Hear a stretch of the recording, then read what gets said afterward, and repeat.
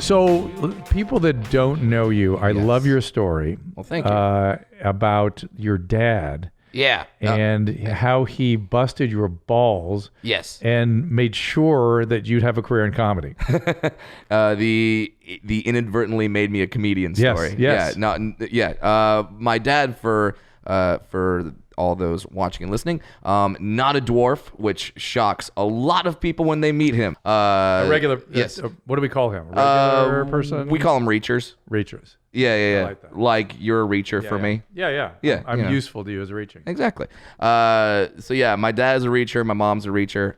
When I was born, my dad had this philosophy where he knew he wasn't trying to be these parents nowadays. They're like, you're just like everyone else. Everyone's equal. Everyone's on a level playing field. No, we're fucking not. Okay, as we're discovering through things like the USC, the college thing, we are not all on the same playing field. So yes, he let me know very young that I was different and I would be made fun of. So his philosophy on this was to make fun of me first before I got to school and train me to sort of have comebacks. So when I got to school and I got made fun of, I would be ready. It would not be a shock to me when a kid looked at me and went, "What's wrong with you?" Like, I'd be ready for that. Was there a first time when he broke into this pattern, or did he sit down and go, "Listen, I want to do this, and this is why it's going to happen," or did it just start happening? I don't remember a first time, but I know that it happened based on conversations I've had with my mom and old home videos as young as 2. Where he would just start insulting me on like family home videos. Your dad is brutal. Yeah. I don't think I've ever met him, but I'm dying to meet him. You have. You met him at the wedding. Oh, yeah. He was great. He's not the guy I expected either. I think about it. That's why I feel like I haven't met him. Yeah. He does not seem like that guy. Yeah. Well, because he's very nice. Oh my God, super nice, super sweet. Yeah. For those of you who don't know, Dr. Drew was actually at my wedding. Yes, and that was one of the funnest weddings of all time. Yeah. Well, because everyone showed up because no one turns down a dwarf wedding. You're like, what the fuck is that? Well, does Mordor come out and we throw things into it? Like, what happens? Wait. What's the cake like? Who makes it? I did make it. Baskin Robbins. So it was dwarf wedding. Yes. Food, trucks, yes. Car museum, yes. I mean, you checked every box. You forgot the Chinese dragon dancers, the Chinese dragon, and the drum. Yes, which I mean, yeah, because so my wife is Chinese, so that's why we had the Chinese dragon dancers. You ever hear the drum goes like this? That's so racist. Right? That's so racist. That's every so time, racist. and it does that 1,000 times. That's very racist, Dr. Drew. It's not. It's actually culturally. That's very racist. What I'm doing is I'm. How would you like it if I was like? How would you like it if I said, "Oh, all black music is like." See, that's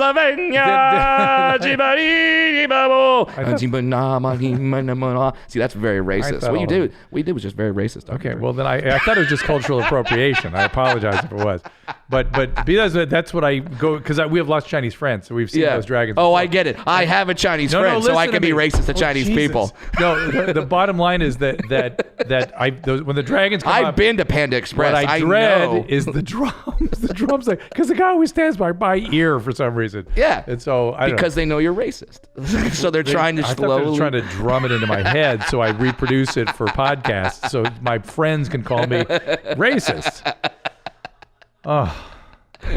I told you I wasn't feeling well today. So is this you become your dad? Yes. Now I'm bullying you, so you will power through this. All right. So I've always counted you for that. So you're my personal savior. Exactly. So back to your dad. So the image I have in my head of the shit he used to pull on you. Yes. Would be around breakfast. Yes. Well, I mean. Yeah, so I mean, there's so many. I could go through so many things that he did. We'll give you a couple, but the breakfast stayed in my head for some reason. Well, cereal. Yeah. So he would put me on so we had the shelf where the cereal was, right? And he would put the cereal on this shelf, and when I would say I would want breakfast, can I have some cereal? He would say yes. I'd say, could you get the cereal for me? He would say no. You wouldn't say, hey, Reacher? Yeah. Like he told me, he's like, no, because I'm not going to be around forever. You're going to have to get your own damn cereal. So if you want cereal, get your cereal. So I would have to climb, sometimes use different apparati, do a little Cirque de Magie and like climb up on top of the shelf, And then I would take the plastic spoons that were there So is that still part of your stand-up? No. I wish it were. It's so good. I put in a special. It's gone. So then I would take the plastic spoons and I would throw it at the cereal box and hit it so it would it would toggle. Yeah, and then it'd fall. And then I would catch cereal, and it was this whole thing. But I'm so glad he did that, because now I don't worry about that. I don't some of the most fun I have, Dr. Drew, is boarding an airplane. I love boarding an airplane because then everyone sees me with my rolly bag and just goes, how the fuck is he going to get that in the overhead storage bin? And then I do it. Wow, and how do you do it? It trips them out. Throw down both armrests, jump on, reach down, grab that sumbitch in one motion, huck it. You. Every time I do, standing ovation from the plane. Just that was incredible. Oh my God. It's so great. That's the thing that, all right, people always talk about the negatives about having a disability. Here's a positive thing. If you have a disability, a noticeable disability, one of the positives is that you get to be an inspiration for no fucking reason whatsoever. For just doing normal things. It's almost weird to hear you call your baseline condition as a disability. Baseline condition. I like that. Good band name. But I don't think about you being disabled at all. I don't either. But the U.S. government does, so sweet. I got to park really close today. Wow. I'm so jealous. Right? Yeah. Yeah. So I mean, you're jealous? I mean, I had to pick up on chicks with Bob the Builder on my shirt. So, it's pros and cons. Yeah, you did okay. I did all right. Yeah. But yeah, it's this thing where, you, in order to be an inspiration, you had to be a doctor. Right. You had to go to 8 years or more of school. 12 years of training, and you got to throw your bag in the bin. I get to do that. I get to dress myself, and people are like, I don't know how he did it with those T-Rex arms. That's amazing. So what's the most brutal bullying your dad ever did? I don't think I've ever heard that. Oh, the most brutal bullying, that's easy. The day where he woke me up on my 16th birthday and said, happy birthday, I bought you a car. And I ran downstairs, and there was a Fisher-Price Power Wheel sitting in the garage. That was the most brutal. But was he standing there laughing his ass off? Oh, yeah. He thought he was so funny. Oh, yeah.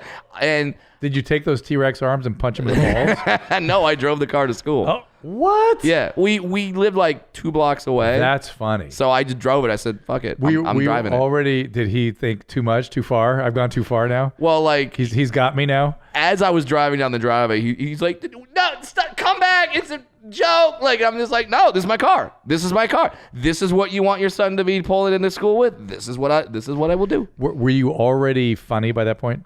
I mean, relatively, yeah. In comparison to the other kids, my dad always taught me, hey, when you meet someone, usually throw out a dwarf joke, just really fast, just so they know, oh, okay, he's cool with it. Yeah. And because they're gonna wonder. So that's smart. So I would usually have quick little one-liners, and this would develop from just interacting with him, because my dad plays golf a lot, and I would always want to hang out with him. So therefore, I had to play golf. So whenever I would play golf, I would go with my dad, and he would always say the same dwarf joke where he'd be walking to the front tee, and his friends would be like, oh, your son plays golf? That's great. And my dad always yelled back yeah, he's not that good off the tee, but he's got a hell of a short game. Every time. Every time. I would mouth the joke along with him. It'd be insane. But then I got to like it. So now I have fun with the dad type jokes on the golf course now, when people are like, oh, you play golf? What's your handicap? I'm like, dwarfism, you piece of shit. Just. and then the ultimate sort of payback to your dad. You're an SC student. You're doing well. Yes. And now it's time to deliver the final blow. Yes. And then my dad, who I did go to USC. They did not pay $500,000 for a fixer. Not $250. No. Oh, you didn't need to, because you already had the disability. Yeah. Come on, dwarf with good grades and extracurriculars. Come on. I got in. So what was the extracurriculars? I was theater Yeah. and the wrestling team. Oh. Yeah. Interesting. Yeah. I was on the wrestling team, man. It was great. But that's so tightly weight controlled, right? Yes, so exactly. So the only people that I fought, because you probably had the leverage on them. There you go. Oh my God, that's fantastic. Because people think when they see me that I'm going to be like 45 pounds soaking wet. It's like, no, I'm compact. And you're going to get some scrawny little... Exactly. I got twigs. And then, Dr. Drew, I've gotten standing ovations in front of crowds of 8,000 people. I will trade all of those to once again see the look on a father's face when a midget pins his son. Fantastic. Fantastic. Getting back at all the fathers. There you are, Brad. Getting back at every father because of your rage and fury at your own dad for the bullshit he put you through for all those every years. father, the chants that would come out, just like I pinned one kid one time when the dad yelled out, like, you gotta be kidding me. And like, how do you console your kid? How do you console your kid driving back? I also want pictures of you in a wrestling leotard. Oh, yeah. It's got to be good. Oh, because you saw the full outline of the dick. And it's outline. It's going to be impressive with such a small sort of setup there. It's like, yeah, I can legit say it hangs down to my knee, but that's impressive to everyone else. For me, so, whatever. So you delivered the final blow to your dad. Yeah, by dropping out of school after I had a year to go. And now that we all are familiar with USC because of the story, we're familiar with sort of how much he was in the hole in terms of tuition. Oh, yeah. And then I came to him and said, "Hey, Dad, I'm not gonna go for my final year.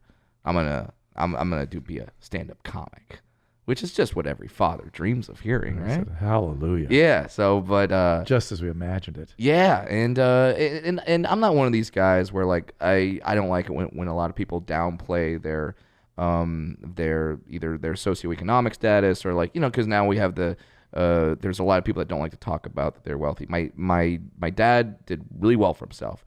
Great attorney. We lived in Orange County. We were okay. All right. Yeah. So when I said that I was going to drop out and be a comic, he said, "Cool, you're out of the will." Oh. And I said, "Done." Wow. And I said, "Done," and because I really wanted to do it, and I knew I was going to be good Has at he it. rescinded that judgment? He has, but I don't need it anymore. No, I understand. But still. that's fine. But yeah, I love that Yeah. you knew so clearly that that's what you needed to do.